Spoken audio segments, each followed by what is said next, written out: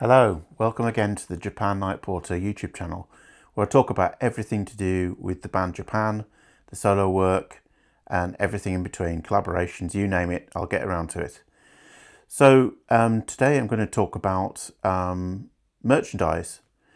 You know, merch could be badges, tour programs, posters, you name it. Today I'm going to be focusing on official merchandise.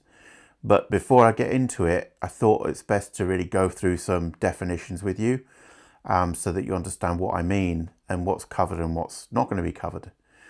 So I was thinking about this and I discovered that there were actually like 6 levels, if you like, of merch.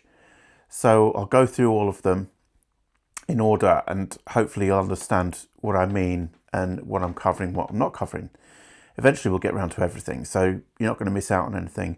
But Japan were surprisingly popular and surprisingly prolific when it comes to merchandise, so I'm only going to be able to cover one element of this in each video. So first level of merchandise is official. So I defined that as sold by the band themselves while they were in existence or the solo members since. For example, it could be at concerts, to their office, or online through official fan clubs and such like. So a good current example is the t-shirts that David Sylvian has got for sale on his official website.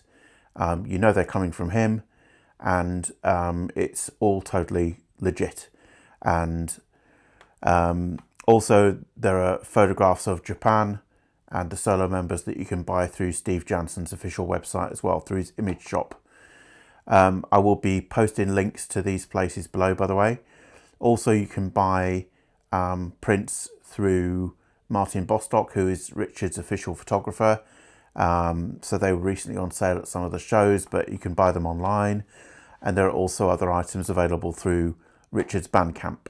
And another example would be when Rob Dean's band Light of Day had their album out. There were various items that you could buy through Rob's label. So all of that's official. Going back to vintage things, so what you're looking at are things like vintage t-shirts that were on sale at concerts, badges, tour programs, and also other things that were by mail order only. For example, the Trophies lyric book that initially was just available through David Sylvian's office by mail order.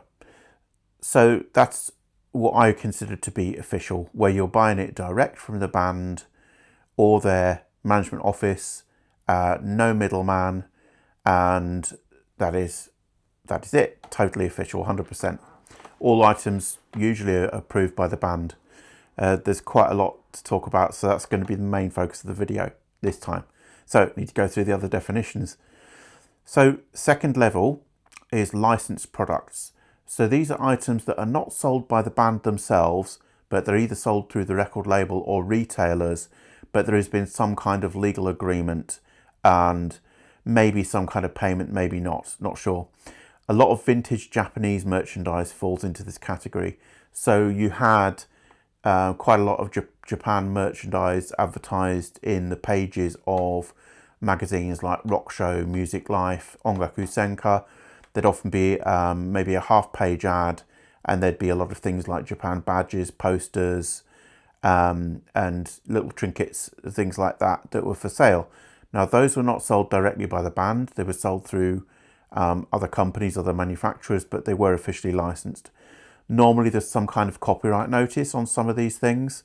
It might mention Nomis, it might mention the band themselves, but they are officially licensed products, but with a slightly more distant involvement of the band, but they are legit, they are legal.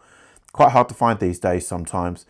In the UK, you might be looking at things like the posters by companies like Anabas, where the photographs used were approved by the band's office, and then they had the permission to go and manufacture and print those in large numbers. So even if the band themselves hadn't approved items, they were approved by the office, the management office. Now the next thing, a group I've not mentioned yet, is promotional material. So this is mostly from the record company, not strictly items that were officially for sale, although sometimes surplus might be for sale through official channels such as the fan club. So then you're looking at things like promotional posters for the albums or single releases, street posters promoting concerts. So they're genuine items, but they're not normally intended to be sold new. And obviously they end up on the collector's market fairly frequently. So where there was a surplus, as I was saying, they might be sold through the official fan club or office. That happened, for example, with the Obscure Alternatives promotional poster, which was quite a large, heavy-duty item meant for shop or street display. And for a limited time, those are available through the fan club.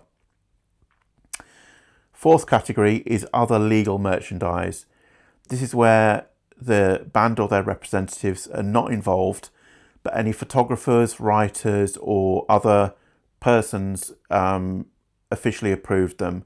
So you could be looking at things like magazines, poster books. A good example might be the Music Life retrospective book about Japan, where they reprinted a bunch of articles that they'd published in the 80s. So it's arm's length, totally arm's length for the band and the record company, but people like journalists and photographers were approved to work with the band at certain times, and then they're able to then market those pieces of merchandise. So these were quite common in Japan in the late 70s and early 80s. We've all seen them, you know, the photo books by Ongaku Senka, by Rock Show, Music Life, etc. They did some special editions following the Japan tours, and also in addition to that, obviously Japan were featured a lot in the magazines. So these are legal items, but they're not produced by the band as such. So they still count as merchandise in my view, but they are couple of steps removed from the band, if that makes sense. And there are some kind of modern examples of that, as well as the Music Life book. There have been things done by hanging around books, for example, which are the little photo books of particular photographers' work in relation to Japan. And also you're looking at some of the other things that have been produced by Musicposters store quite recently, such as the badge set that was involving Steve Jansen, and some of the other posters that they've published where they have actually done a deal with the photographers concerned to get the material published. So it's legit, but it's a few steps removed. So we're on the closing stretch now for these definitions. So the fifth definition I put in is unofficial, fan-produced, not-for-profit items. So these have been done in the past in very short runs, usually priced at cost, where the fans are all chipping in, and they're intended as a bit of an artistic outlet for the fans, or something by fans for fans, as a bit of a tribute and something to share within a group. So you're looking at things like replica road crew t-shirts, fanzines, mugs, keyrings, that kind of thing. Now, there's been a bit of a growth in this in recent years, and I think that's because there hasn't been too much official merchandise available, and due to things like fan gatherings in, you know, a decade or so ago, we haven't been done it so recently since the pandemic, but things like that would crop up. And, you know, I've produced a couple of these things before. They're not intended to make a profit, they're not ripping off the group, but they're there to share within the fan groups. And usually the band members would get examples of this sent to them as a bit of a gift. This is a bit of a one-off shirt I made just to wear while I'm filming on the channel. It's not for sale, and this is the only one. But it's that kind of thing. So they're completely unofficial, but they're not ripping anyone off, if that makes sense. So then you've got the last definition, number 6, which is unofficial items made for profit. And sadly, those are on the increase. Particularly in terms of t-shirts that you can buy online from just about anywhere. I'm not going to give links to these. The terrible thing is that some of them are blatant knockoff items. So for example, earlier this year, David Sylvian produced and started to sell some official t-shirts of his, 3 or 4 different designs. and within a couple of weeks, knockoff versions were on sale through various online stores. Now, these are not the same quality. They've usually only got a print on the front or the back, not both. And to be honest, once you factor in shipping and what have you, they're nearly as expensive as the official ones. So please just buy from official sites if the items exist. And even if they don't, trust me, you're not hiding to nothing buying these unofficial items. I showed you in a previous video the Art of Parties replica tour t-shirt thing that I got, and it is truly dreadful. It's just shrinking with every wash. It's got a really rubbery feel to it. It even smells, and that's not just because of me. So I can't recommend these things. I was thinking about doing a video where I would compare the official t-shirts with the knockoffs, but to be honest with you, I don't want to give these companies any money. And by buying the items, even just for a comparison's sake, it would be giving them money that I don't want to give them. They don't deserve. Because let's face it, they're taking images off the internet, they're printing them onto t-shirts, and they're making money with no care for quality, and really they just want to make money out of you, the fans. And I'd rather, if someone was going to do that, it was David Sylvian rather than some random person, you know, just ripping off the interest in the group. I think if anyone here is struggling to find items at a reasonable price, please just put something in the comments and I'll try to make sure I can redirect you to places where you can buy things officially, or at least that are of decent quality. And sometimes, unfortunately, you just have to accept that you can't get something. Just because you want something doesn't mean you're entitled to get it, which is a really tough thing to hear maybe. But it's up to the band or the former band members if they choose to produce merchandise or not, or if they give permission or a photographer licenses something somehow. So please stick with things where there's been some kind of agreement between people and where the original photographer or artist or whoever it is involved and in the loop in some way. So obviously for me, I would like to buy 100% official if I possibly can. But I'm also happy with licensed products, promotional material and other legal merchandise where there has been some kind of official involvement, even if it's at arm's length. Okay, so that's my lecture over with. That's your lesson for the day.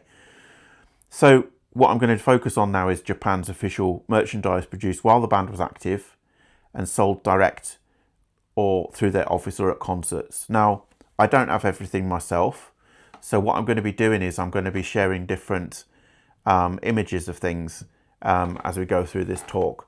Particularly when it comes to things like the tour merchandise, you're talking things that were 40, 50 years ago. So it's quite a challenge to have got hold of them. Some things I've had briefly in my possession because a few years ago I was involved with helping Richard to you know, slim down some of his own collection of duplicates. So some of those things were sold on eBay and I was involved in helping him with that. So I've got some images from that time as well. So first off then, I think I'd like to cover the tour programs because I've got all of them to hand. Okay. So Japan initially had a couple of semi-official fan club magazines produced with a chap called Chris Carr. Now those were given out at concerts generally and shared among fans. They were not really sold by the fan club office itself, but they were distributed through various means, and they helped promote the band. It was where the band were able to speak in their own words about the first two albums. For example, in the second one they went through Obscure Alternatives track by track, even before it was released, and they were really engaging, really interesting. So there are actually links to read those things in full, which are through the Facebook groups. So I'm going to be including a link to the Facebook group in the in this video description. By the way, it's always worth checking the description box of videos. I know that's slightly hidden away sometimes, especially if you're looking on your phone or you're watching on TV, but it's worth a look because I always include links to everything I talk about in a particular video. Either way, you can have further reading, or where you can go to buy things I'm talking about, or other YouTube videos, things like that. So I don't just leave it with the talk. If you can actually spend time, go through the links, and access more material that way. So, tour programs. So the first official main tour program, you're not going to be surprised, it was in Japan. It was this one here, and that was produced for their brief tour in spring 1979, only on sale in Japan, but there were hundreds of thousands of these produced, so they're not that difficult to find online. You might need to go through something like Yahoo auctions, but these were sold at the concerts themselves. And this one, the first one, is large format. It's different to all the rest, and basically it's chock full of pictures of the band as you'd expect.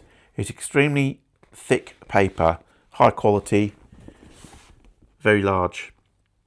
Yeah, it's a bit of a tricky one to store because it's larger than normal, but that was quite common for tour programs at this time.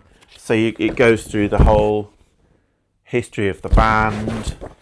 It's got lots of pictures of them playing live, probably in small European clubs rather than at the Budokan, but it was to give people an idea.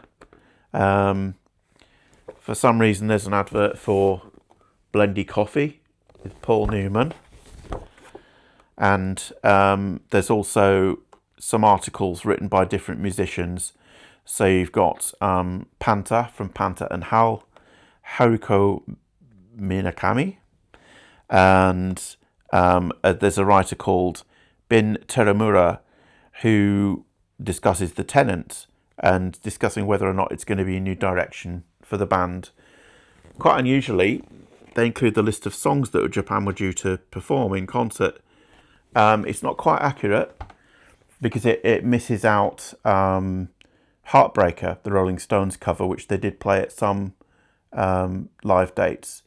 But it's interesting that it does include European Sun so early on, and in Japanese it refers to that as a new song. But yeah, it's interesting that they include that. You've also got adverts for other bands' upcoming concerts at the time, including Roxy Music, Nazareth, Blue Oyster Cult, who Japan of course supported, Todd Rundgren, Earth, Wind and Fire, and Journey. It's just an unusual combination. There's an advert for a radio station that played Japan, and instruments and other things. And then finally, this is a one page for the support band, Alexander's Ragtime Band, or ARB for short. I've listened to ARB. I don't think they really relate to Japan that much. I think it was the fact that they were signed to the Victor label in Japan, and they were keen to have a rock group, Japanese rock group, support them. That the music wasn't a million miles away from Japan at that time. I'd say the time of the first albums is probably closest, but listening back now, I don't see much of a relation at all.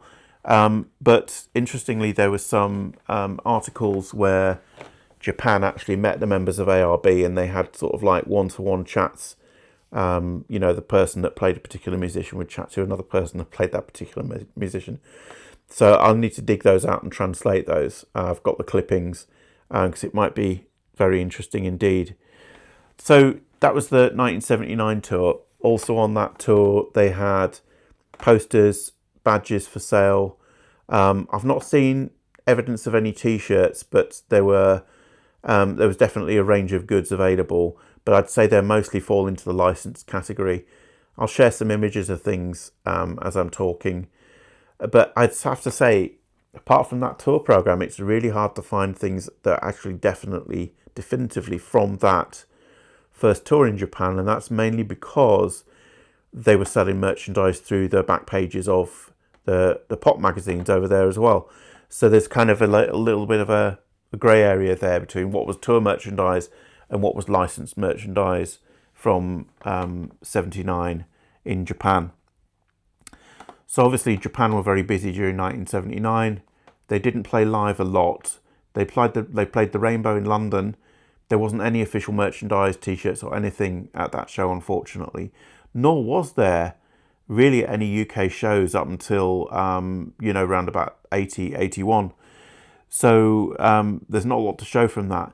There was an official t-shirt that was available early on from the Japan fan club, and that was so-called disgusting t-shirt, and showing various people spelling out the name Japan in different positions. And there was also a t-shirt, a sticker and a poster related to Sometimes I Feel So Low and Obscure Alternatives available through the fan club.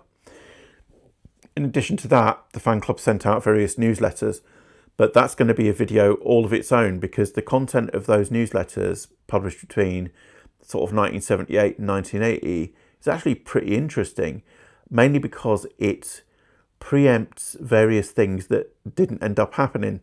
So it's going to be fun to go through those. I've got all of them to hand, so I'll be able to show them to you and go through, and we can maybe look at a possible past for Japan that didn't happen, if you know what I mean, or alternative future.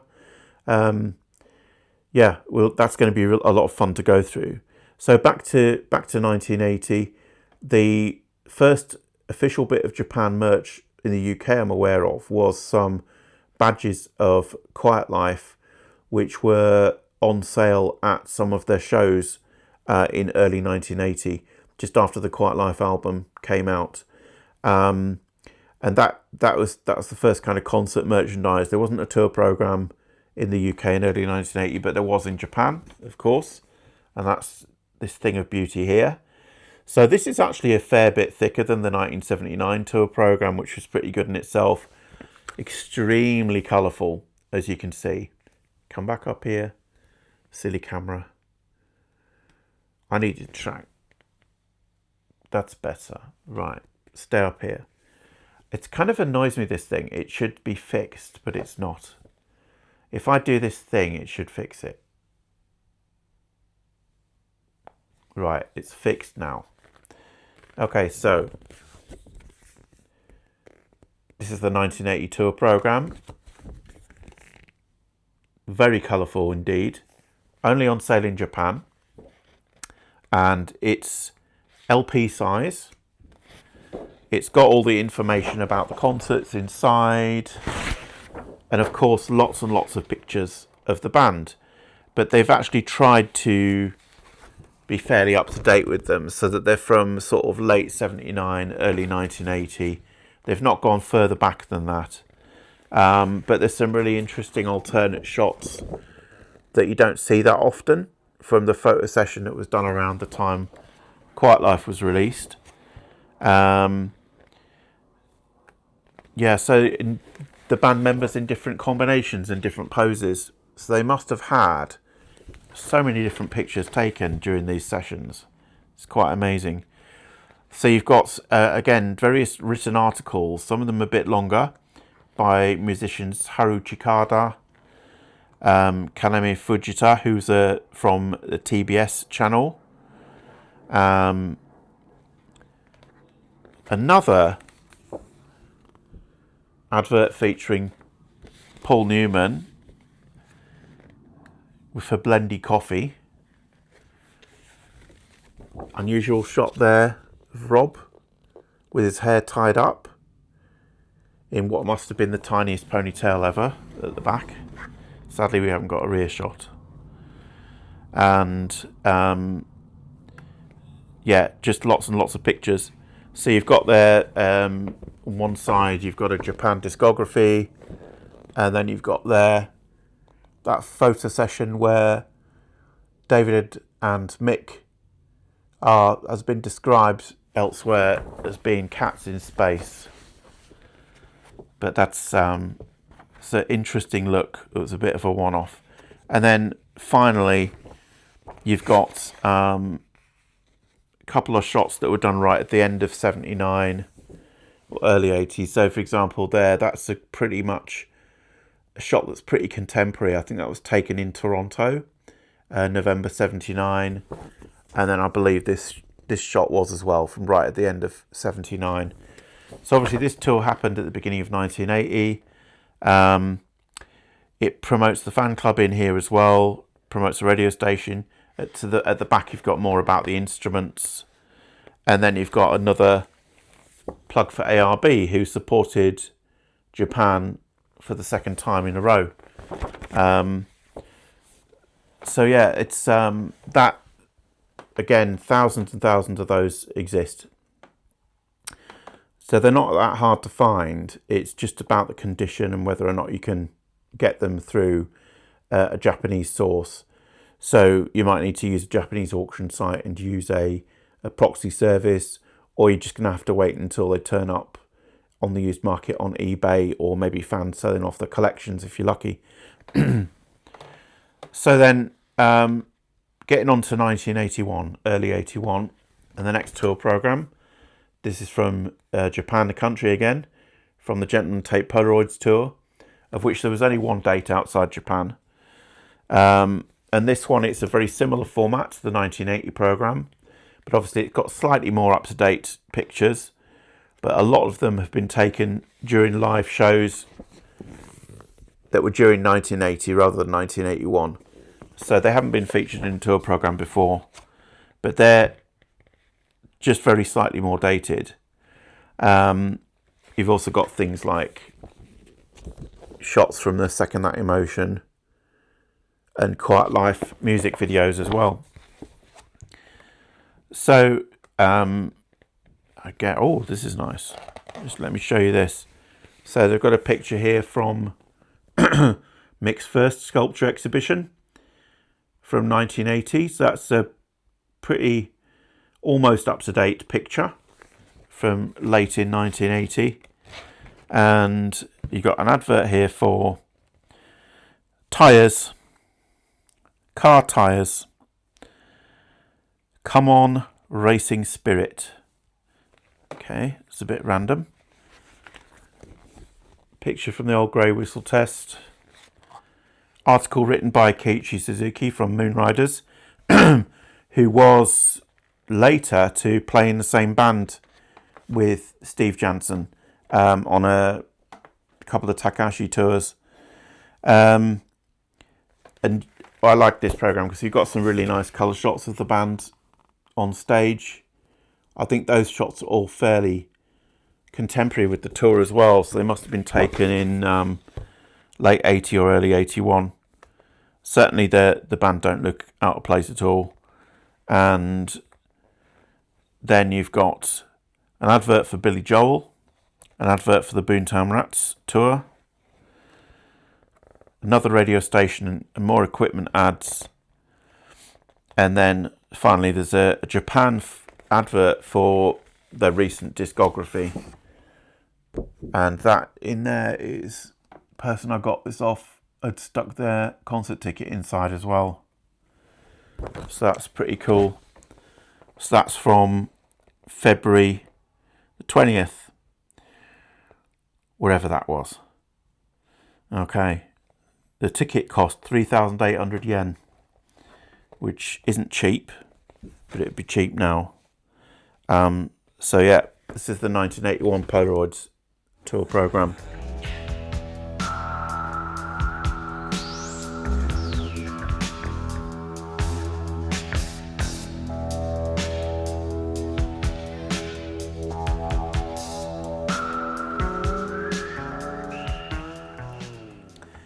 So then, spring 81, Japan started to get really popular in the UK as well. So there was an increasing amount of merchandise available. And for the first time on a tour, the Art of Parties tour, you actually had some official t-shirts. So that was based on Steve's photography. I'll show you images of the t-shirt here, but it was a shot that's related to this one from the front cover of the UK tour programme. So although this was produced only a couple of months after the Japanese tour programme, it is completely different. So it's worth trying to find both. It's slightly bigger than LP size, and unfortunately mine is quite well loved. These are quite hard to find in great condition for some reason. Not sure why. But what you've got in it is a fair bit of photography by Steve that relates to the Art of Party single. You've also got lyrics to most of the Gentleman Take Polaroids album. You've got lyrics for the Art of Parties, Life Without Buildings. Interesting that you've got the band featured, but no Rob. He's got a separate page because by this time he had officially left the band as a recording member, but was still a member of the live band. So there you go. Interesting that Life Without Buildings lyric shown with a photo that would later be used for the Assemblage album. So it's quite fascinating. Plus you've got a shot there of, I hope you can see that, of Richard from the same set. So there's actually some offcuts of that assemblage, if you like, shoot.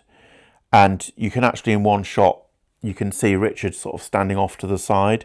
So I think the other band members were there, but they were all shot separately.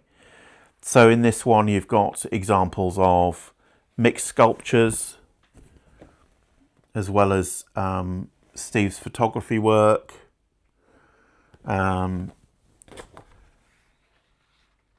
It's really quite interesting how they're trying to bring in their own artistic endeavours, as well as having the usual sort of live concert shots and things like that.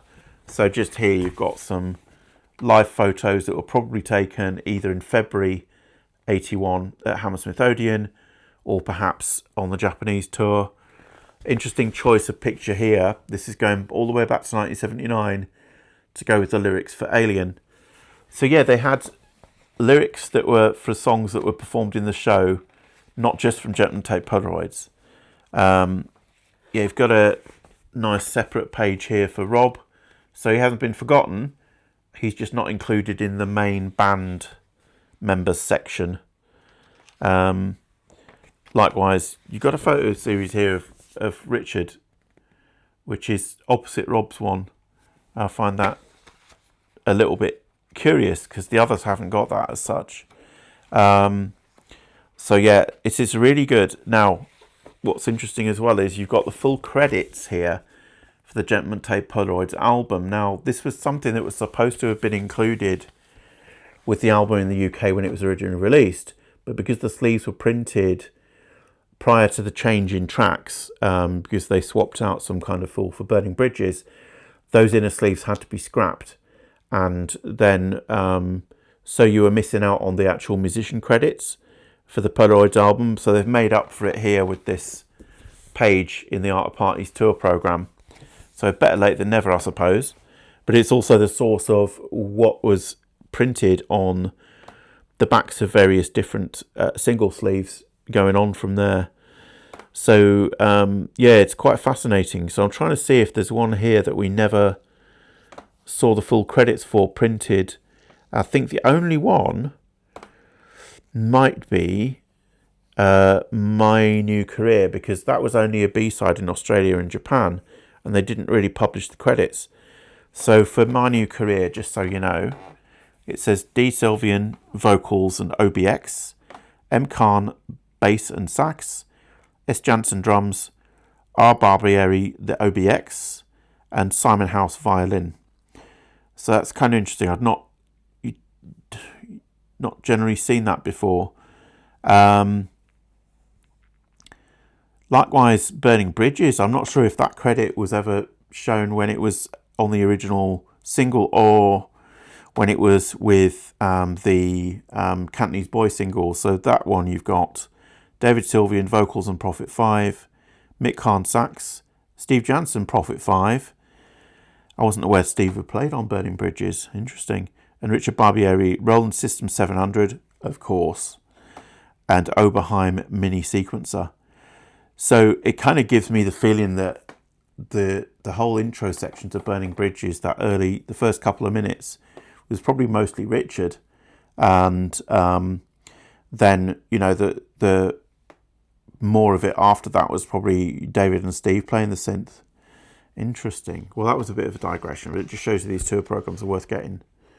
Unlike the Japanese tour programs, there's no adverts for anybody else. This is all just 100% the band. So that was May 81. They were out for the Art Parties tour. Then you had several months where they were recording Tin Drum. They were busy having hit singles appearing on Top of the Pops, Oxford Roadshow, you name it. So there was kind of an explosion at that time of merchandise, but not so much on the official side. So the next time there was official merchandise out, it was for the Visions of China tour in sort of November, December 81 in the UK only. So this was the main item, tour program. Again, LP size. You tend to find quite a lot of these that are stored by people with their copies of Tin Drum. So it's not uncommon to find a used copy of Tin Drum and find one of those inside, which is a nice surprise if it happens. I think I've got another one somewhere which has got the tour program inside. But it wasn't actually supplied with it. There were definitely items that were sold separately. However, it's very tempting to include this with your copy of Tin Drum because it includes the full lyrics and credits to the album, which is obviously not something that you get with the album itself. Although you do get the musician credits, luckily, on the back sleeve, you don't get them track by track, which is something that's really useful. So we get the full lyrics for the album included, various different pictures from music videos and from the Tin Drum sessions. So you've got all of the band represented in those sort of like airbrushed pictures. You've got a nice page there for the lyrics for Ghosts with a moody picture of David. And yeah, lots to enjoy in this one. So they kept it bang up to date, really contemporary. They just had to have the obligatory live shots, and that's from the preceding tour. But still, not bad. I think there's something there for the guest musician as well. Let me see where he is. Yeah, there's just a little picture there of David Rhodes, who was the guest guitarist for the tour. Again, it's interesting how they've paired it with a picture of Richard, where Rob was paired with Richard in the previous tour program. Interesting.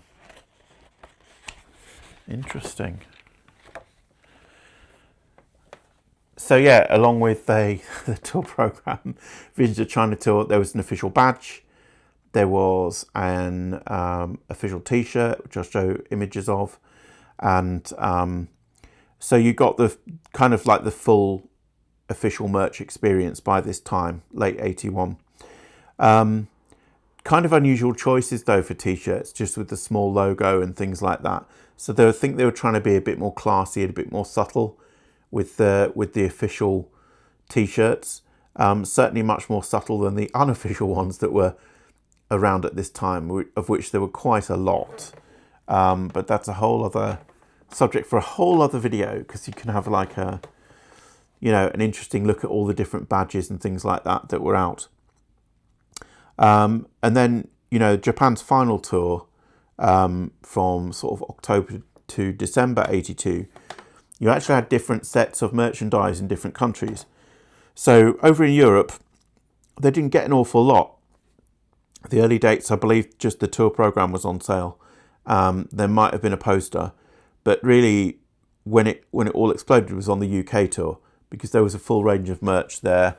Obviously, there was the tour program, of which a lot of you will be familiar with this, because there are a lot of them around. Tour sponsored by Maxell. They've got an ad for Maxell on the back. There's a story going around that originally Maxell wanted David to appear in their commercial, that ended up being Peter Murphy from Bauhaus and later Dali's Car. So that would have been quite an interesting thing, because in a way that advert is set up a little bit like some of the images of David, particularly the assemblage cover, watching the TV. And it's interesting. You can imagine that they're making that video and having the whole concept and everything, and just swapping Peter Murphy for David. And I think that was a really good move for Peter Murphy. I think he was perfect in that advert. And hopefully the copyright gods will let me show you a little clip of that ad as well. But yeah, Japan at this time. So they had, on this tour, they had the tour program, they had a poster, they had t-shirts, a couple of different designs, and they had an official badge as well, all of which I'll be showing you around me as we go ahead. So yeah, by this time, end of 82, they were definitely able to sell a full range of merch in the UK. But there's more. When it came to Japan, the country, there was a whole different set of merchandise made available. There was the tour program, which was actually the same, apart from it had a couple of different pages. That was because the tour program over there needed to promote the Japanese companies, and things like, you know, Sandy and Masami, they were still involved in the tour, but they had slightly different adverts. Obviously, there's Japanese text in the Japanese program as well. But you also had a bunch of other merchandise for sale. So they kind of went back to the Art of Parties theme for some t-shirts, tote bags, and the furoshiki, which I'll show you images of as I'm speaking. So it's kind of interesting that there was a difference there in what was manufactured, what was made. Maybe that's just because the Japanese hadn't had a tour in nearly 2 years, which is a bit of a shame really, because Japan went there in February 81, didn't return to Japan until December 82. So it's quite a lengthy time. So obviously the range of merch was a bit different. At that time, Japan also had a range of official magazines out as well through Music Life. There was a Photo Story magazine, and that was kind of officially approved by the band. Yeah, funny time that. So you can tell there's an explosion in the merchandise in a way, but it's completely different to 1979 when a similar thing happened in Japan. Things are a lot more tasteful. Things you can tell have got the approval of the band, and rather than not. And I think that was the way to go. So I've only scratched the surface here, haven't I? Because this is just the official merchandise by the band. So what we've got to cover in the future is all of the licensed and unofficial stuff, more of which will be in future videos for sure, because a lot of it's really nice, really interesting. And in fact, some of the licensed items are almost better than some of the official ones, if I'm not speaking out of turn. Although I can recognise there's a lot of good taste being put into some of the official t-shirts, for example, except the ones from 1978. Some of the licensees really got it right, and they're getting it right now as well, which has been interesting to see. So anyway, I hope you've enjoyed this video, and please do click the like. Please do consider subscribing. Oh yes, one more thing. Yeah. So, as I've mentioned, I have got duplicates of some things. So what I'm planning to do is to have a channel giveaway in the near future. What I'm hoping to do is get to 2,000 subscribers, and I'm not that far off it now really. So when I get to 2,000, I am going to put together a package of things, which I'll show you over the next couple of videos, that are all duplicates I've got, and then I'm going to do a raffle and a giveaway. I'm not sure yet whether I'm going to put together one big package and just send that out to one lucky winner, or whether I'm going to spread things out a bit so you've got various different prizes and more chances to win. But there's going to be it's going to be quite simple. I'm going to pull out the list of subscribers, their you know, YouTube names, and then I will do a random spinny wheel thing that I've seen other people do to pick a winner at random, and then I will send them the prizes, I think it's probably fair. I'll probably end up doing something like 3 different prize packages because, you know, it seems a little bit off if one person just wins the lot. But yeah, I've got quite a lot of duplicate things. So it'll be things like tour programs, magazines, clippings. I've got duplicates of clippings like you wouldn't believe, and I don't know why. It'll be some few records, maybe some CDs. So hopefully there'd be something that everyone might be interested in. But I will give you an idea about what's in the prize giveaway in future videos. So that'll happen sooner if I get more subscribers. So I know that not everyone who watches subscribes, because I've seen the stats. And likewise, you know, we've got like 5,000-6,000 people in the Facebook group, for example. So even if just a few more people subscribe from there, you don't need to click on notifications, but you can if you like.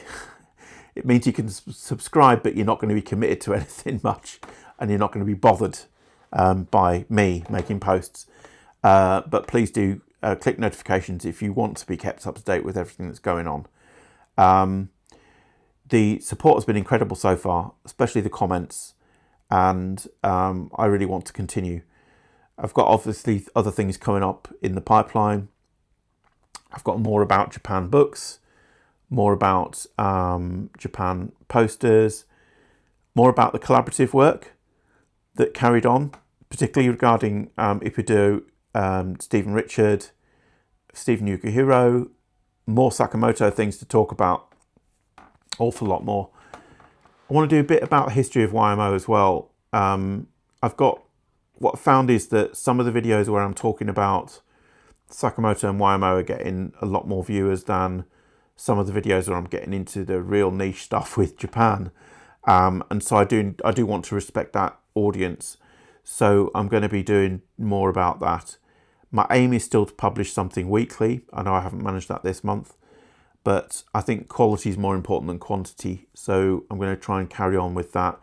Very much inspired by David Niblow's blog, which he writes, Sylvian Vista, which I'll link in the description below.